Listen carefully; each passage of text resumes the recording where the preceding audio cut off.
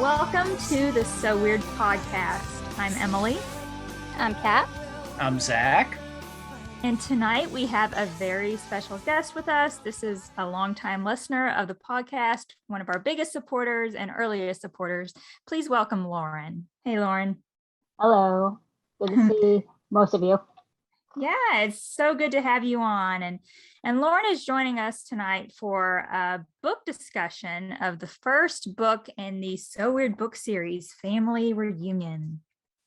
So Family Reunion and these books, I actually discussed on our first episode of the podcast, which was when we were reviewing the episode for Family Reunion. But I didn't really get too in depth about the books because I didn't think too many people would be interested in it, to be honest with you. But, you know, in the latest months, we've had a lot of people saying, hey, wait, there are books. And also people expressing interest in going into a little more in depth on them. So that's what we're going to be doing tonight. Just overall general thoughts on the book. Like, what did you think about reading a book covering an episode of So Weird? Well, the main takeaway I have from this is that it must have been an interesting assignment taking a 20-minute episode of television, like a 24-minute episode of television, and trying to expand it into a 141-page book, which, you know, is pretty short as far as books go, but still a lot longer than your average television script. And the main thing I noticed, I think the main way they were able to expand the script to book length is the author, who is a Kathy East Dubowski, who I looked her up, and she has written a lot of little tie-in books like this for Full House, Mary-Kate and Ashley Olsen, Sabrina the Teenage Witch, Gilmore Girls, Rugrats, Thundercats, hundreds of these things.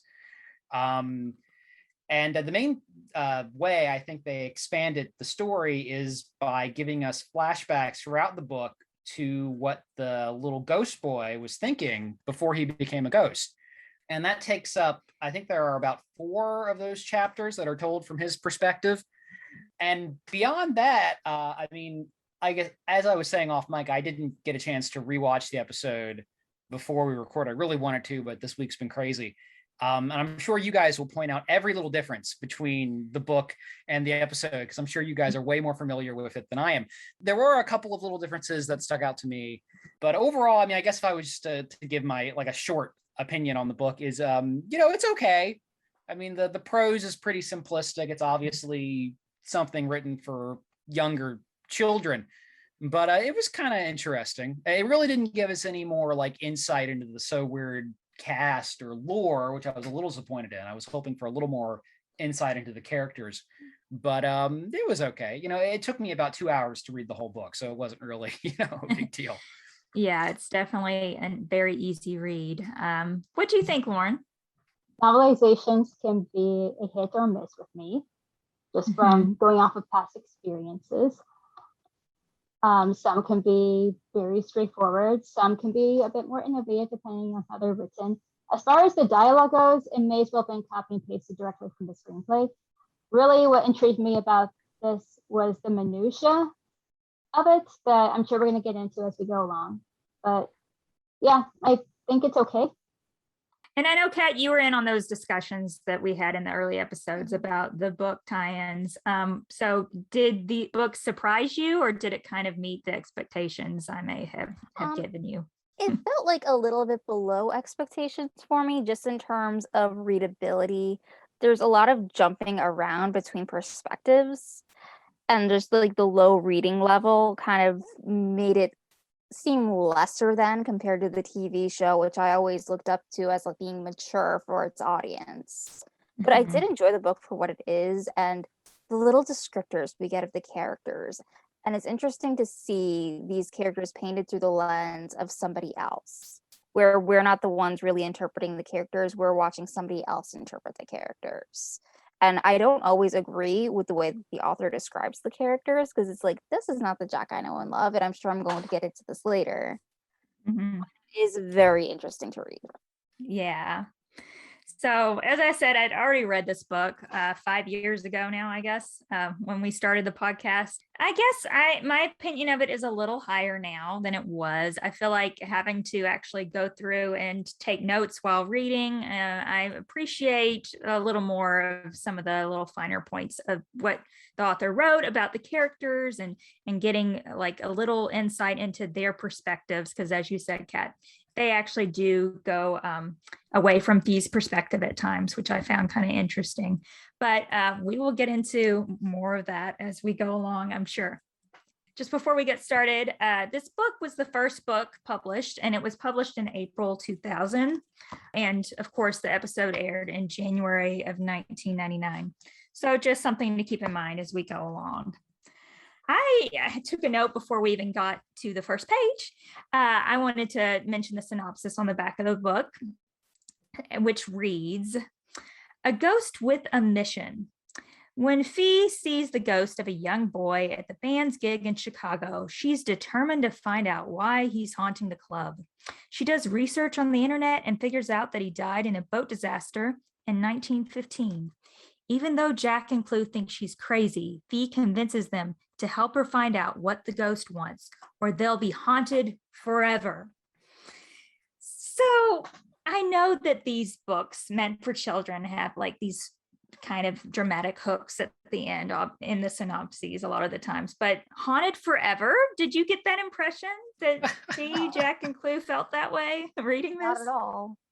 Yeah, that thing makes is, it sound a almost lot more honestly, threatening than it actually is. Yeah, just something that kind of made me chuckle because I didn't get that impression from the episode or from the book.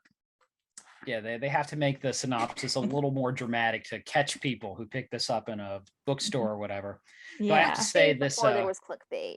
right, and I have to say the Disney Channel logo down here with Jack and Molly and Fee and the mouse ears makes me super nostalgic, though. Yes, Oh, I yeah. love that photo. Very cute.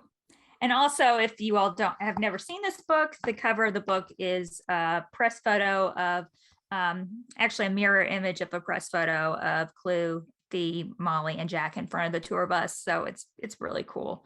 I say mirror image because you can see that the logo on the bus is backwards. One of those details that nobody but the people on the show would notice. Yeah. The book, much like the episode, starts with a prologue, and it's written from Fee's perspective. So it's actually a note from Fiona is what it's called. And, it gives us a little more insight into the Phillips family that we don't get from the show. So I think you, Lauren, and I, and Kat, we all took notes on the very first page. So the first thing I noted was that Fee gives a little explanation of her name and the origins. She says that her name means comely and fair, and her dad named her that because she was a beautiful baby. Now, in the show, Fee says that she was named after her great grandmother. So I don't think her father actually named her at all. But what did you think of that, Lauren?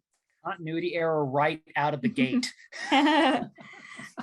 Okay, while we're still here early, I think I'm just gonna say straight up, I had a feeling there was gonna be continuity errors. So as I saw more and more of them, I'm like, okay, I'm not even gonna bother with that because this is the way with novelizations. I mean, like, shout out to the shadow alerts regarding how Fee's Irish heritage plays into all this, but otherwise, yeah, it's a little strange, especially since this came out, I think, after Banshee aired. Yeah, I think. I'm not actually sure. Do you all know? Well, Banshee aired in November 1999. This came out in 2000. Then yeah, definitely. Didn't think of that. Kat, you picked up something else on the first page you want to talk about? Yeah. So while Fee's introducing her name, she has a line saying that Jack says Fee is the perfect name for me because it sounds like somebody from another universe. And I thought that line, it sounded like something Fee would say. I could imagine Cara Delizia saying it. And it goes so well with the opening scene in the TV show where we see Jack tormenting Fee by having that little alien pop up. So I thought that was a perfect line. Yeah, it's a good one. Yeah, and when I when I started reading this, I really like that opening chapter, the little prologue here, because it's so similar to the opening narrations on the episodes. And I was really kind of hoping the entire book would be written like that. I thought it would have been really neat if the entire book was in the first person from Fiona, but of course they didn't do that. Right.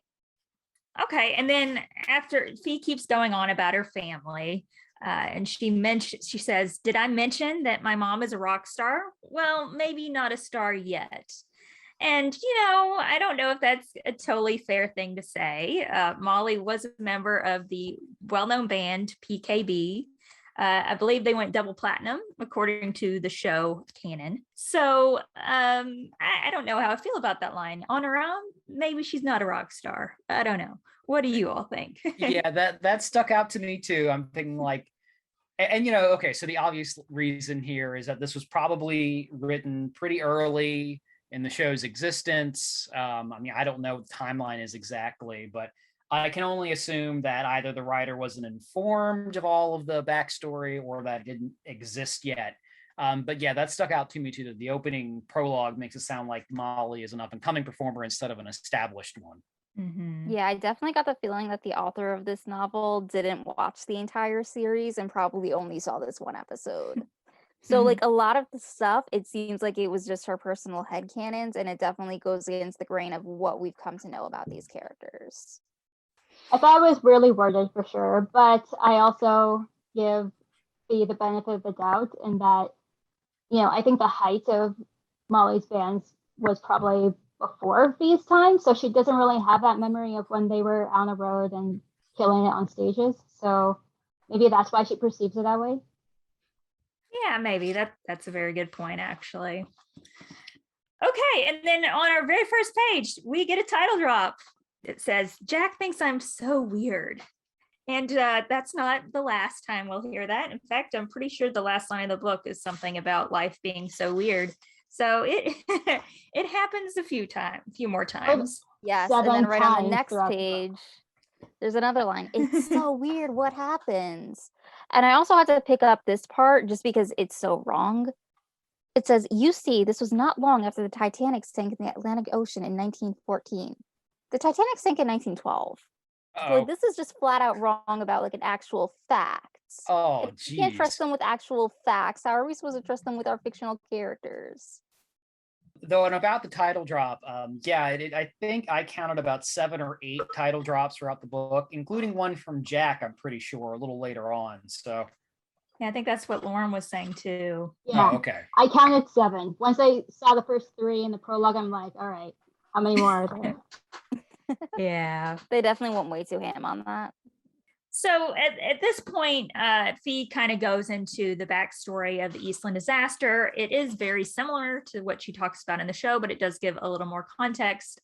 She mentioned that they added the lifeboats to the Eastland, and part of the reason they did this apparently was because of the Titanic and what happened on the Titanic. Maybe there was a law change that, you needed to have lifeboats for every passenger on the ship. And anyway, but the lifeboats actually made the Eastland too top heavy, which is why it tipped over too sudden, and that, there were too many people to save. And, at that time, it all happened so fast. So I actually appreciated that, because watching the opening, I was like, okay, how did all of these people die? Like it doesn't look that deep, it is deep, but it didn't in the pictures, I didn't totally understand what was going on. So I appreciated that information. The prologue ends and we move on to chapter 1.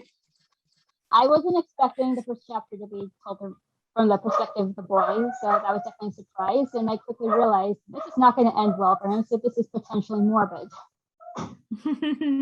Yeah, a little bit. Yeah, Kat, what did you have to say about that? I think it's interesting that in the Brian's chapter, on the TV show, we only saw Brian and a couple flashes of his parents. Whereas here, they kind of scope out the world a little bit more. We have Brian first having a dream where he's thinking about Emily Johnson, this girl he has a crush on, Mr. Holtzman, who's giving the family a ride. And part of it just feels like this is a lot of wasted time for characters that are completely irrelevant to the story, where it's like, I'm not sure why they're building all of this into it when we don't care about these people at all. And I guess it's kind of intended to make the readers feel more for Brian and set up the excitement for the Eastland. But while I was reading it, I was like, who are these people? Why are we wasting time on them? No, I mean, actually, I think that was kind of interesting. It was, like I said, just from a practical perspective, I can see how the author of the book looked at the 20 some minute episode of the TV show and thought, like, okay, what can I expand on here? And immediately thought of, like, oh, well, the backstory of the little ghost boy is something that the actual episode doesn't really touch upon much at all. So that's something that I can build on. So I thought that was, interesting. Was it necessary? I guess not, but is it what I expected to read when I opened to the first chapter of a So Weird book? Maybe not. Is that page space that could have been used to expand more on Fiona or Molly or those characters? Probably, but I don't know. I thought it was kind of interesting. It added a little more depth to the story. Yeah, it's definitely one of the think highlights of being able to read the book and that you get these details that we don't see on screen. I think if anything, it's to show that he had a life before it was tragically cut short. Mm-hmm.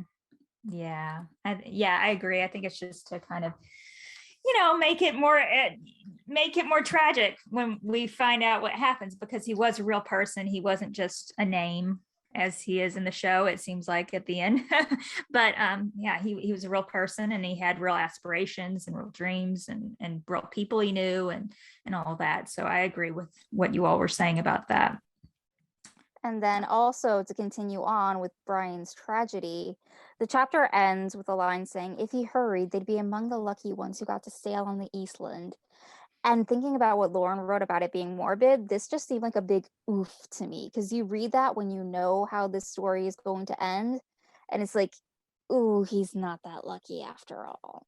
Yeah, that's a lot of kind of ironic foreshadowing in the Brian chapters for sure. Melissa actually joined in to give us some notes as she was reading. She couldn't join us tonight, but she pointed out that on page 16 of this chapter, Fee is apparently stated to be 14, which is another inconsistency with the show, because in the episode Rebecca, which is supposed to be later in the season, she's said to be 13. We love those inconsistencies. Yeah, and also another thing I noticed is, so according to the book, she has a poster of the movie Lie to Me on her bedroom wall. Now, I know you'll know the answer to this, my so weird obsessive friends here, but is that poster in the show? Yes, I was going to mention that. Actually, Lauren had made a comment about that as well, but it actually is in the show. I just rewatched the episode a few nights ago, and yeah, it's there. But I believe you pointed out that there was something different about it. Yeah. What did you say? In the book, it's referred to as a movie when it's an album. Ah. I don't know why. And I also noted, like, if I were to look up the album, would that give any indication as to who he is as a character? I listened to maybe about 2/3 of the album on YouTube before I stopped. And let's put it this way. I can see the child of Molly Phillips listening to this artist, even though it's a different genre. Mm-hmm. I assume the assumption there is that Fiona is a, teenage girl and she has crushes on handsome male famous celebrity people. I don't know what Johnny Lang looks like, but I'm assuming he was a idol at the time. I don't know. I've never even heard of him until I read this book. Me neither. She also had a Matchbox 20 poster up not in the book, but in the show. Okay. So she just likes music. I don't know. And she has varied tastes. Yeah. So anyway, I forgot to mention we move on from Brian's perspective, and now we're in that scene. That's the same scene basically that's in the show, where Fee is on her laptop and on her website, and then the boys are playing guitar in the room next door and all that. So did you notice anything different about that scene, or what kind of notes did you all make? Well, my main notice with all the descriptions of the internet and the website in this book are hilarious, because they're just so antiquated and awkward, and it just becomes very, very obvious to me that the person who wrote this book probably had not spent a lot of time on any message boards or reading any emails back in 1999 or 2000 or so when this was written, probably. Yeah. Lauren mentioned before that a lot of this comes out like almost verbatim from the screenplay, and from this scene you do get a lot of that. But one thing that I found interesting was that there's this descriptor that when she gets the UFO sighting video, she muses, "Oh, maybe it would make Jack stop making fun of me." And it kind of gives Fee this motivation that we don't see in the TV show. So I thought that was kind of cool. Poor And then Fee. we also got a description of what Fee's message board includes. So we got aliens, Area 51, afterlife, angels, and Batboy. And those are all topics that they tackled in the show, except for Batboy, which just makes me wonder, like, what would an episode of So Weird with a Batboy look like? That Okay, could so be some really cool fan fiction fodder. does anybody remember Batboy but me? Nope.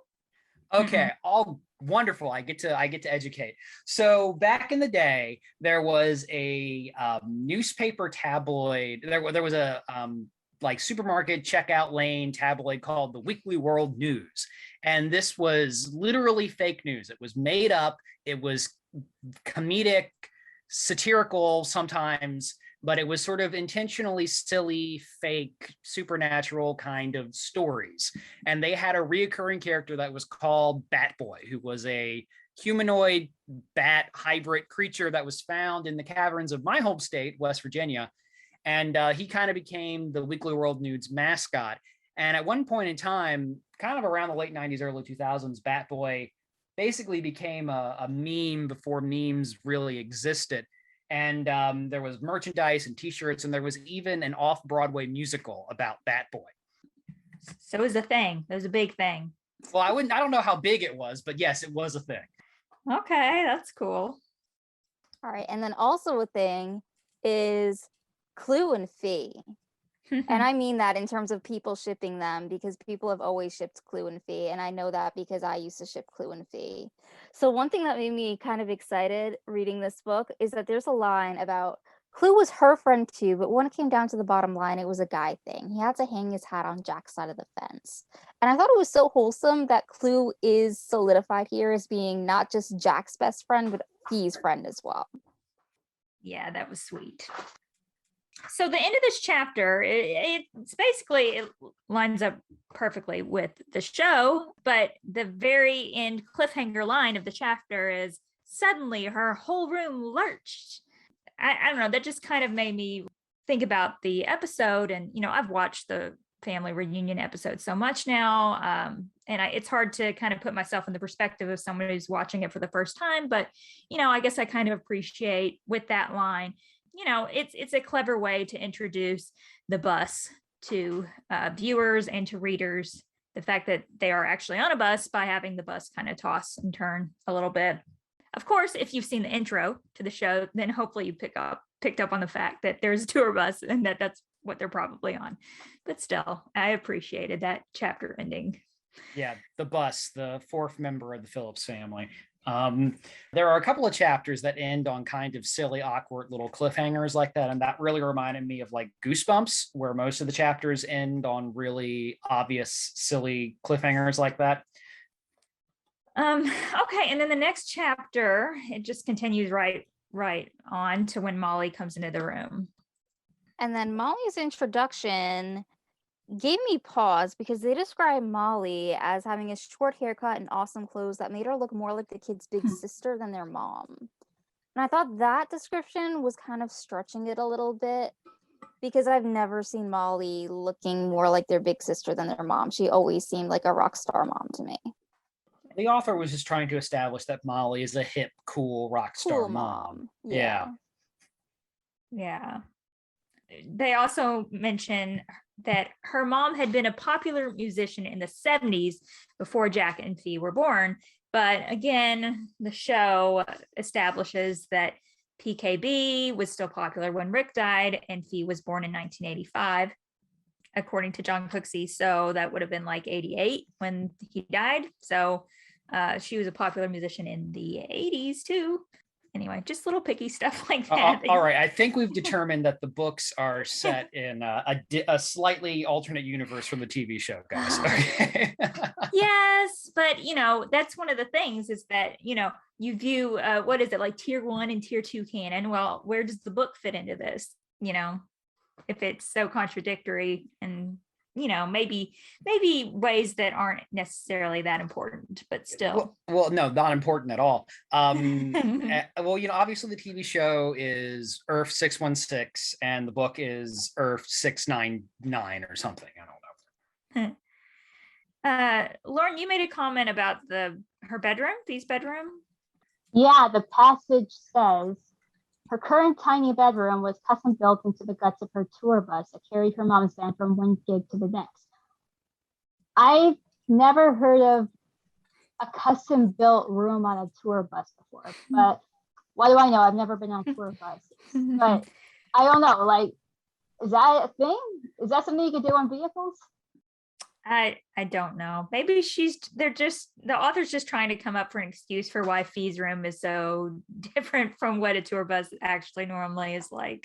Yeah, the book really made it obvious to me that it is literally impossible for their rooms to exist inside this bus. Like the layout of the bus makes absolutely no sense at all. It's a magical bus that is got alien technology on it and is bigger on the inside than it is on the outside. There's just no, I've been inside buses before. I've been inside of large buses before. There's just no room for individual rooms inside of a bus. So the bus is magic. Concluded.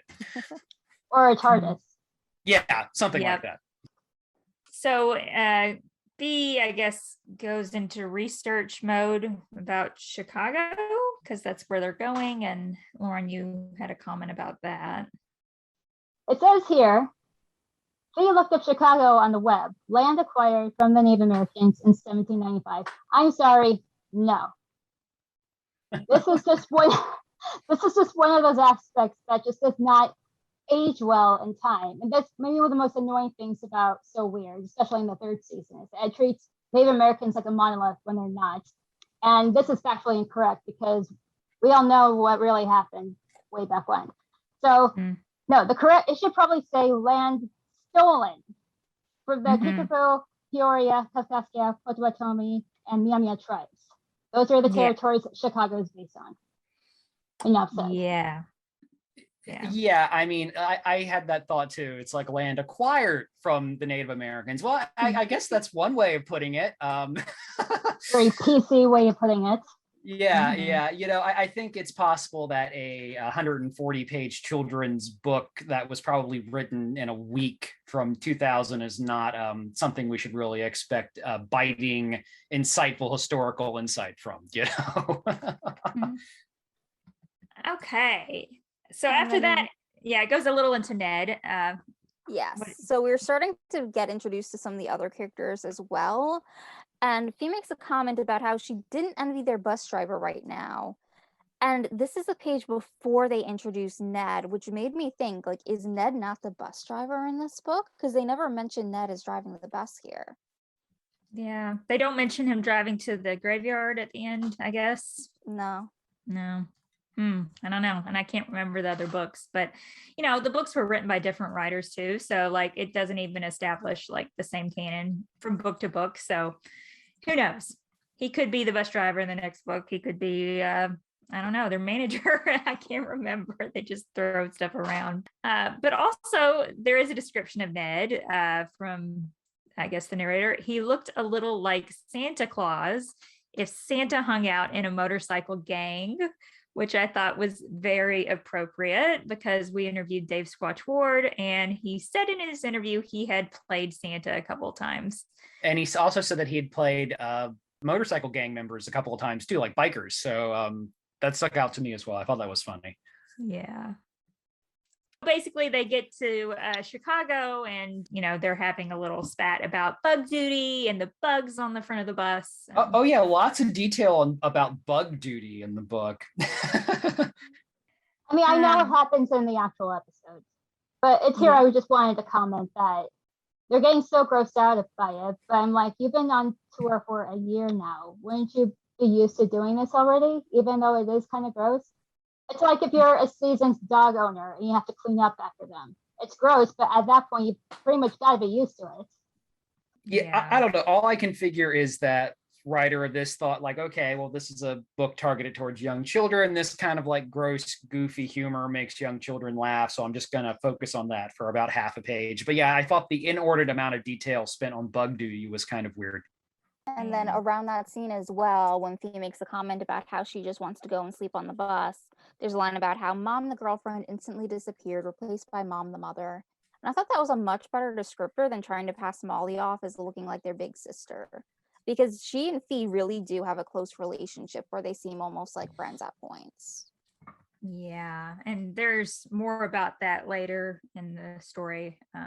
They talk more about Molly and Fee being more like friends at times.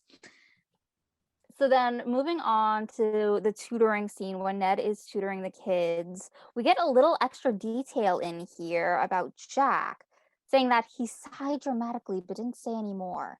Too bad Mom wasn't their tutor. He could know her easy anytime, anywhere, but not Ned. And that gave me pause because Jack doesn't really seem like the type to manipulate Molly. Jack always seemed like the nerd who would study and do his best. Mm-hmm. Yeah, and these books do switch perspectives away from Fee at times, and I don't know if it works too well or if it feels very sincere or true to their characters when they do. So Yeah, probably not there. that surprised me because, I don't know if anybody else in the call has done like a lot of writing themselves, but one of the first rules you learn when you're doing work as a writer is that you try to avoid what they call head hopping as much as possible. Like you try to stick to one perspective, even when you're writing in the third person. It's this kind of sloppy, confusing writing to jump around like that. And I noticed that they do that several times throughout this book. And it just, again, just maybe not a lot of oversight when it comes to a project like this, Yeah, I Oh, kind of felt like I was getting whiplash reading this book. Oh my goodness. If you all are saying that now, just wait till Strangeling. It's like every other line. It's ridiculous. Are there Yeah, any scenes from the perspective of the dragon in Strangeling? there could be. I mean, I'm not even Spoiler kidding. warning. Who knows? After that, Molly is talking to Jack. And so we get some of Molly's thoughts as well. And she mentions that just like his dad, he's a charmer. And she says, sometimes it was hard to get a serious answer out of Jack.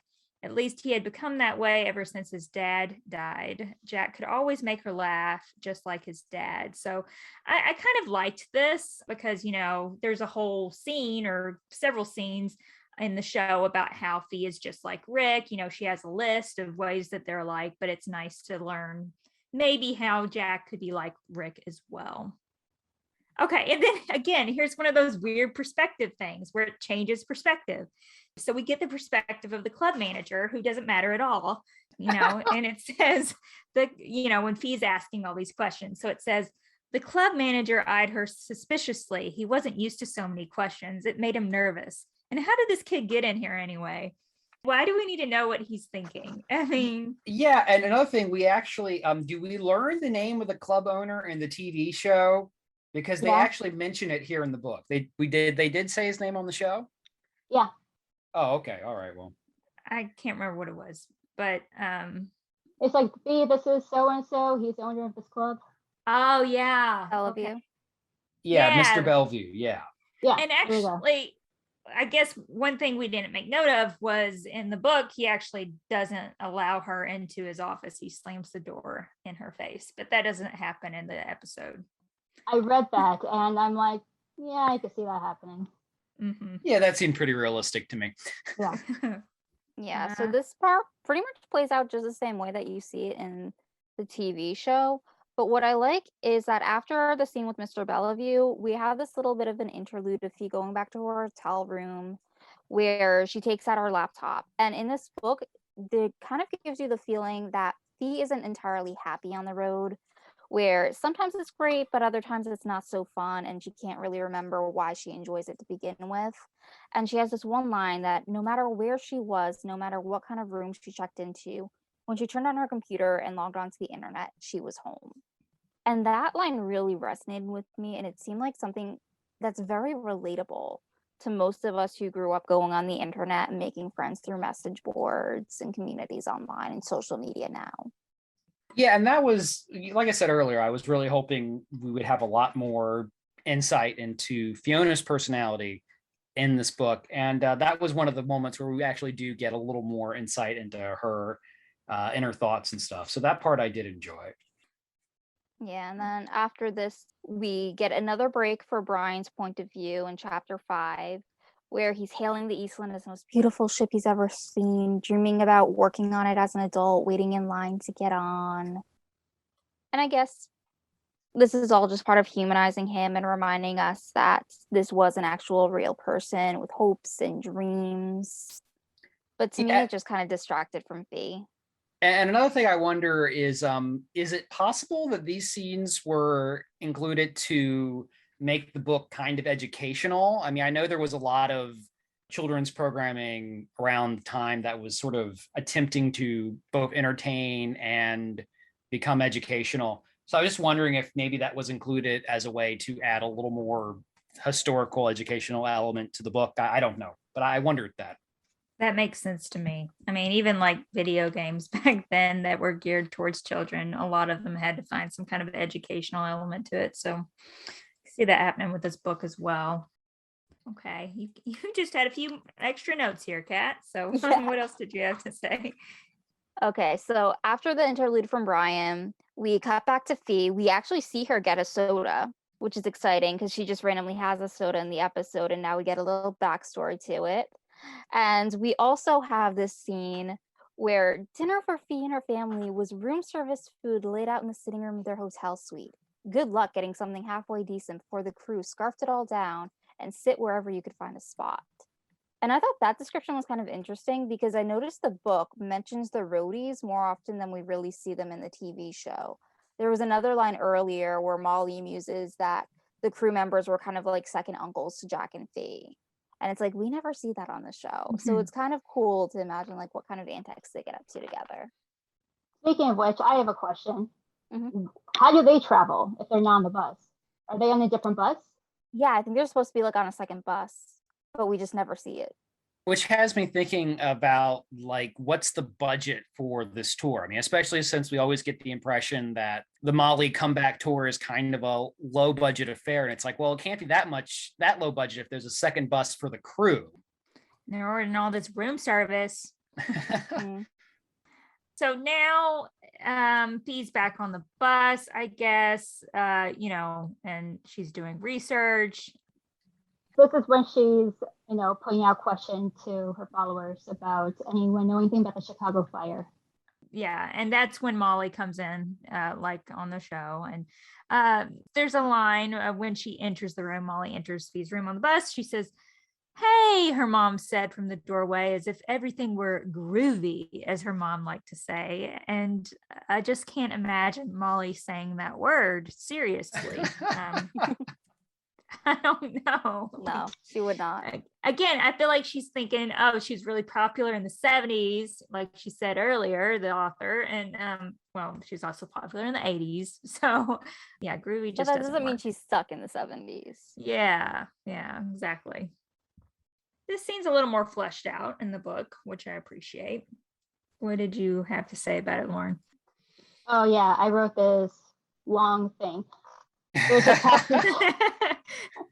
So the passage goes, Fee's mom really was her best friend in the universe. Hey, probably her only real girlfriend. It was hard to have a best friend when you move to a different city every night or two. And Fee really, really needed to talk to somebody about what she's seen.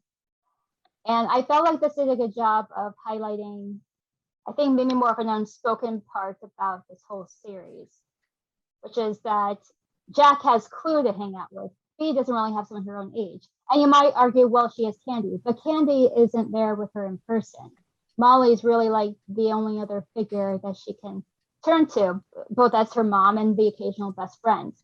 But it's that balance that Molly tries to maintain that doesn't always do the best of job when trying to, have a relationship with her daughter.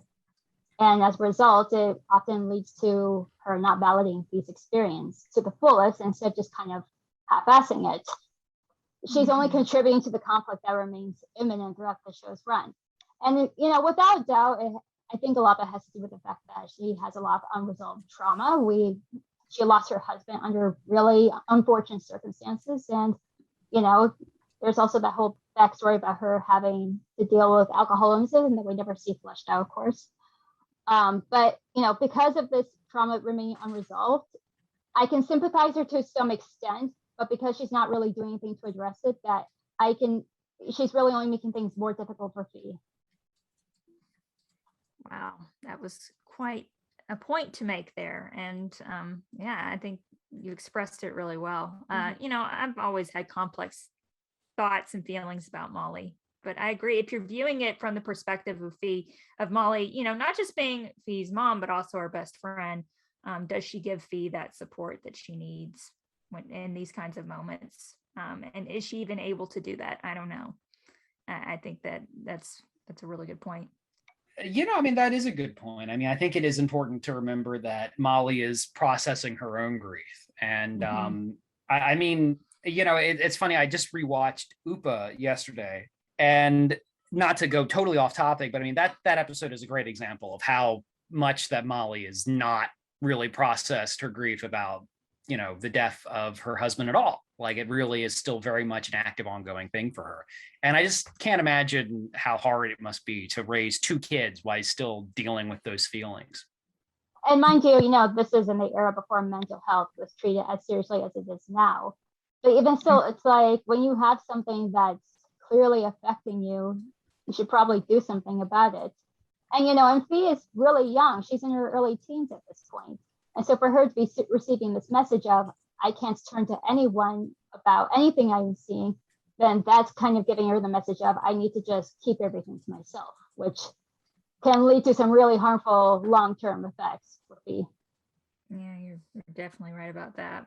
I'm not a sociologist, I should probably say. This is just stuff I picked up on over time. No, I think that's an excellent point. Like, I was not expecting anyone to make such a point about this after reading this book, about the characters and coming. But I really appreciate that perspective. That was brilliant. I guess we're back on Brian's perspective now.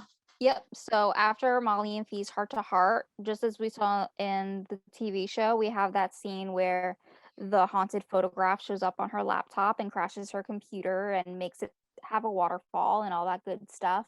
And then we jump to a chapter where once again we're in Brian's perspective. And this is where it actually gets interesting and where it won me over to showing Brian's perspective.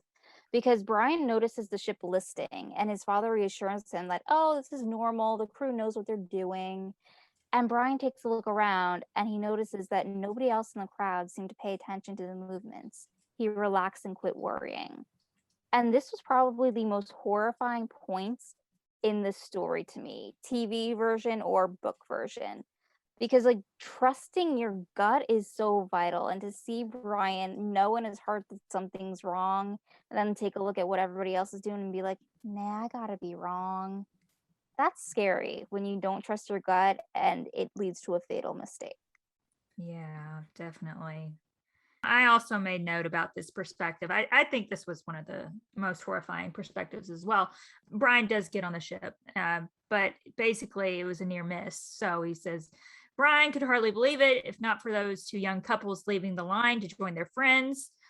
He and his family might have missed their chance to sail on the Eastland altogether. And, you know, I have to be honest, like watching the episode discuss the Eastland, I wasn't necessarily inspired to look up more information about it, but reading these perspectives in the book, I was interested enough to actually go to the eastlanddisaster.org website, and you can see all kinds of different perspectives from people who survived, and also learn more about the people who died. And you know, this is really what happened. They really did fill up, and there are people who missed their shot at going on the Eastland and survived, but there are other people who just made it on who died, you know? So it's really sad. Okay, but what the book really inspired me to want to look up, and I'm going to Google this after we get done recording here, is when Fiona searches Chicago/drownings on a web engine, the second thing that comes up after Great Chicago Fire is Shantytown Blaze of 42. And I just want to know if that was a real thing or not. I don't know. You didn't look it up? I know. Well, shit. I'm sitting right here in front of a computer right now. Let me just I don't know. Shantytown Blaze of 42. Okay, I don't see anything right Yeah, off the that bat. okay. So that's made up. All right, good to know. Now I don't feel guilty for laughing about the string of words Shantytown Blaze of 42. So after Brian's perspective, I guess it goes back to Jack. We get some of his Yes. perspective again in the hotel room. Yeah, so this is the classic Clue eating a burrito-sicle scene. Hmm. So we get this description of the boys' hotel room, and this paragraph just kind of made me mad almost. It says that Jack enjoyed the disarray. He felt it was his civic duty as a teenage boy to wreck any room he slept in. After all, that was one of the coolest things about staying in a good Oh hotel. no. Here in the Oh, hotel, okay. he and Clue could be total slobs, and their moms never bugged them to clean their room. And it's like, wow, Jack comes off as such an asshole here, and so does Molly and Irene for letting them get away with that. That's not Yeah. cool. That's Yeah, not the yeah. Jack I know and love. Pity the poor room service maids that work in that hotel. Yeah, because I don't, like I said, I didn't get a chance to rewatch the episode. Is Jack and Clue's hotel room especially messy in that scene? No, It is. it's not. I rewatched the episode just the other night, and I'm like, this doesn't look messy at all. What did he do? Misplace a bar of soap? It is interesting though, because in Rebecca, Jack's room is a mess. And Oh, Molly comes into the hotel room. But he seemed ashamed of it there because he put the Yeah. dish under his bed. So Mhm. yeah. So like he at least had an ounce of shame in the TV show. Here it was like, no, he just owns it. Well, just the author expanding a little bit more on the story there. And taking liberties with Jack that I wish they hadn't taken because I love Jack so much. And then speaking of Jack, when they sneak in to the club, Jack's a scaredy cat in the book. And I never got that from him in the TV show. There's a passage that says, Fee grinned in the dark. So her brother, the big mouth, was nervous, huh? What little sister could resist having fun with that? And that's what prompts Fee to say, you know what? They used to store dead bodies in this place. And I never really understood why Fee brought that up in the TV show. So I do like that this gives context to it. But I hate that they characterize Jack as being scared because I could see Jack as subtly being scared, but for Fiona to pick up on it, like something's wrong. That is not my boy Jack. Yeah, I And thought that was kind of an odd choice too, because like Jack is the skeptic, he doesn't believe in ghosts, so why would that spook him? Yeah, I just thought that was an odd decision. I did watch the episode after reading this, and I was actually paying attention to him in these scenes.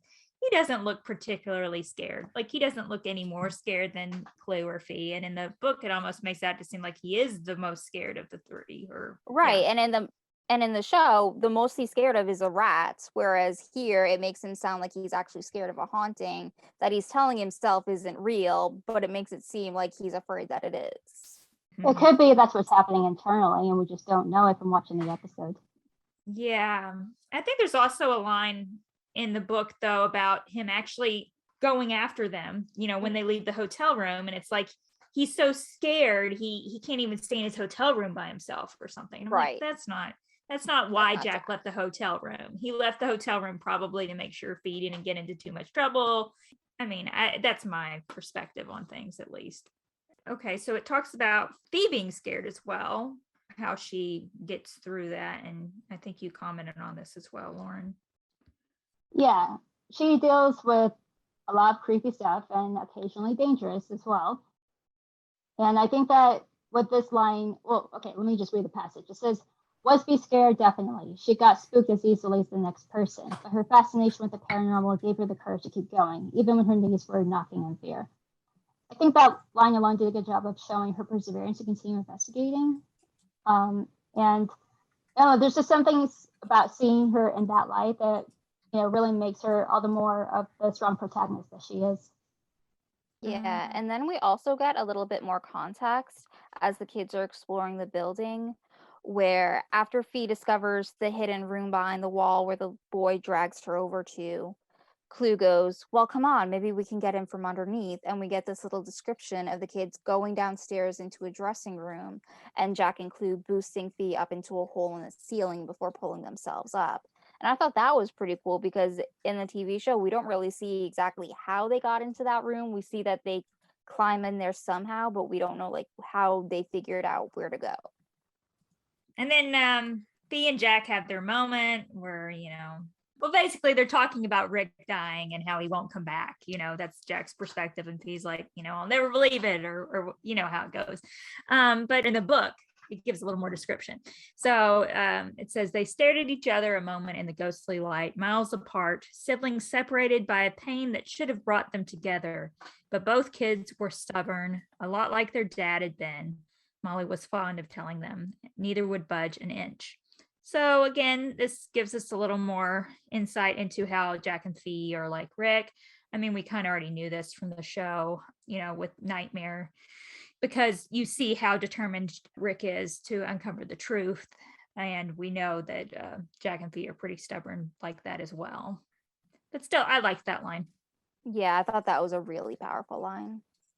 And then after Jack and Fee have their little argument, there's a line that says, Clue had been silent during his friend's confrontation. He didn't take sides, but he didn't follow Jack back downstairs either. And this just set my shipper heart alight because Clue, you guys. There's a hint. But I thought you didn't ship them, Kat, anymore. That's what you were saying earlier. This rekindles feelings for me. Does Clue and Fiona have a cute couple portmanteau name? Cluona or something like that? Cluey Flu. We couldn't decide whether it should be Cluey or Flu, so now it's both. Cluey Flu. Okay, great. It seems like Clue is very much the middleman, even though he does spend a lot of time with Jack. But I think this is one of those instances where I'm like, nah, man, you're on your own. I'm going to be here with your sister. Yeah. And then they get a jab in at HBO, I guess. Yeah, kids, don't watch HBO, watch the Disney Channel. What was that you noted, Lauren? Yeah, I was wondering why the jab at HBO. What were they showing back then that wasn't worth anyone's time? Well, the answer to the why is that, they had 141 pages to fill. So they had to put something there. I didn't watch HBO until, I never watched HBO at hotels. I could only watch HBO within the last 10 years or so. So I have no idea. I still don't watch assumed- HBO. I assume that because at the time period, remember, this is before everybody had 800 channels on their television. If you could get HBO on cable, that was a big deal to have a movie channel. At least it was when I was a kid. So for some people, you go to a hotel and you get access to HBO for the first time, and that's exciting. So after that, the ghost boy leads them to that room and everything starts to tip over. So at that point, the book changes perspective to Brian's point of view. It's actually gives, again, more context into what happened right before the Eastland tipped over, but I didn't know how historically accurate it was. It mentions, for example, a band playing music to distract the passengers, which if you've seen Titanic or heard about Titanic, you know that is straight from Titanic. I know there was a band on the Eastland, but I don't know if that's something that the band did. I tried to find out more information about that. There's just, if you go to the eastlanddisaster.org website, again, there's all kinds of perspectives, firsthand accounts of this disaster, but I couldn't find anything in particular about a band playing music, to be honest with you. And I appreciated the detail that was added to that. Yeah. This Yeah, was and the another chapter chapter that I liked because Yeah. it gave us details of the actual disaster. I was a kid who was terrified and fascinated by Titanic. This would have been right up my alley then too. Yeah, I I thought think- that was that chapter was pretty well written. It did not occur to me until maybe this part of the book where I realized that maybe the creative team was inspired by the film Titanic, because that came out a little over a year before So Weird premiered. And so I can't help but wonder that what if we took a similar disaster from that same era, but not actually have it be Titanic? Because I think if they actually did the Titanic, I think that might have been a little too on the nose. Yeah, I always thought they based it on Titanic. Even when I was a little kid and I didn't realize that this was its own real historical event, I thought they based it on Titanic and then they just made their own boat. Yeah, that seems pretty likely. I really hadn't thought about that, but Titanic was such a big deal back then. And Yeah. so that Mhm. rings true to me, what you all are saying for sure. And another thing about going into the next chapter, the literary version here of the sequence where the stuff is flying through the air and the room is tilting sideways, it's a little more detailed. And I think that's, again, just the difference between a book where you can write whatever you want and there's no limits on the imagination, and a low budget television show where they have pretty limited resources for what they can actually show on screen. So I appreciated that there was a little more detail in the more fantastical moments. So, and I could see, if you're a really young kid reading this back in 2000, it would maybe give you a little case of the spookies, maybe. Lauren, I think you noted a parallel between this scene that maybe you didn't realize in the show with the Right. season 2 finale. Yeah. Yeah, it's when Fee is seeing the boy reach out to his parents. And we already know we could take a guess of what he's saying, but to actually see the dialogue written down, that's when it clicked with me, like, this kind of parallels the season 2 finale when Fee is hanging out the ledge of the building. Of course, the difference here is the outcome. Mm-hmm. And so I wonder if that parallel was intended at all by the creative team. I had not noted that parallel until I think Betsy pointed it out on like the Tumblr page at some point. Had not even crossed my mind. How many times have I watched this show? But yeah, I mean, now I'm wondering the same thing. Was that intended? The pilot was not written by John Cooksey and Ellie Marie Matheson. They had no hand in it, but maybe they considered that when giving writing notes for Twin to the writer for Twin. I don't know. Well, that would have been a good question to ask Cooksey or Allie Marie when we had them on the show, but I feel like it had to have been a coincidence. That just feels like it was a coincidence to me.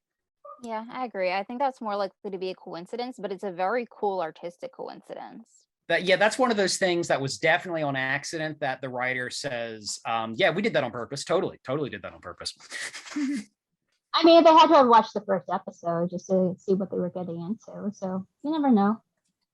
So after the boy falls, just like in the show, Fee gets his jacket. And I realized watching the episode that the writer of this book misspelled Ryan's last name. So in the episode, it's Ryan McGevely, and in the book, it's Ryan McGively, or Brian McGively, and in the show, it's Brian McGovely. And I looked at both of those names on the Eastland Disaster website just to see if, that was actually a real name of someone who had passed away on the Eastland, and no, it was not. But still, she botched that. Sloppy work, Kathy East Dabowski. You made another note before we move on to the graveyard, I believe, Lauren. Yeah, when Fee, Jack, and Clue fall through the ceiling. Well, and they catch Fee. I'm surprised that there was never any legal action made towards Molly and her team, because that's a historical building. I'm just surprised that there were never any consequences from that. Good point.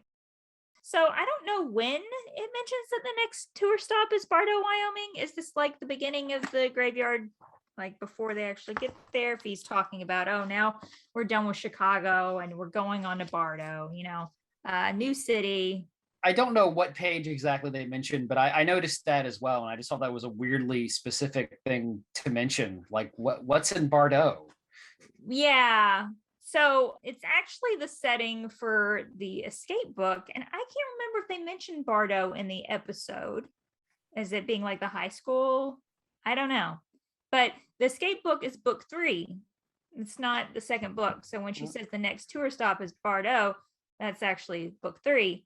Now, Shelter, the book for sacrifice, comes before that. And so we know that they're on vacation in that book going camping. But then it's like, I don't know, they just waste a lot of gas, because they're in Chicago and then they go to Tennessee and then they drive out to Wyoming. I just wanted to point out as well. So she does say that Bardo is next, but in the production order for the actual episodes, Escape was supposed to come second after Family Reunion. So it's like, I don't know, at this point, the book was published a year after the first episode, wasn't it? Or did I say over a year? So I don't know what was going through her head when she wrote that, but it's in line with the production order of the show, at least. All right. And then we have the graveyard scene where Molly, Irene, and Ned leave, and Jack and Thea are left by themselves. And we have this line that Jack didn't particularly like graveyards. They made him think about things he didn't want to think about. And this struck me as probably the most true to Jack line in the book. And it also gave me some serious nightmare vibes because we all know that Jack's nightmare was the graveyard where his father was buried. That's right. Yeah, I didn't even think of it in that way. I did not either. Very good point. And then we get a little bit more of an insight into Jack and Thea's relationship, where it says that he felt most comfortable when they were either picking on each other or joking around. It was so much easier than the heavy stuff. And then Fee looked into his dark eyes, dark brown like hers, like their dad's. She didn't speak, but something passed between them, brother and sister. Things unspoken, but understood. Things that no words could express. And like this provides a really good context for Jack and Thea's sibling relationship. And even though it's a little bit of a continuity error because Jack's eyes are really blue and Fee's are more of like a greenish brown, it is a really sweet moment that captures that look that they give each other in the end of the scene. But then it also says that Fee smiles after he says, I think about him too, which is not what she does in the episode. Yeah. All right, there's just some creative license there. It's okay. So does that wrap us up, or is No, there? Lauren had a couple notes about the ending. There's this passage, but after this, learning history would never be the same. To Fee, history could never again be just names and dates in a dusty old book, mere facts to memorize for a multiple choice quiz. She understood now that history was the story of people's lives, just as her life would be a part of that story. Okay, two things. It's insightful, but why is she coming to this realization now when it already seems apparent that this isn't the first time she's encountered the paranormal? And, part of what makes this show so intriguing is that a lot of the paranormal phenomena featured is referred to from real life occurrences, or at least documented as such. And also, it's a callback to what was happening earlier during the tutoring scene about, why should I learn history? It already happened. But the thing is, Jack is the one who's verbalizing that question. That wasn't Fee. If anything, I think Fee is more conscious of why history matters. Yeah, I feel like it was something that was added in to try to make the book more quasi-educational. Perhaps, yeah.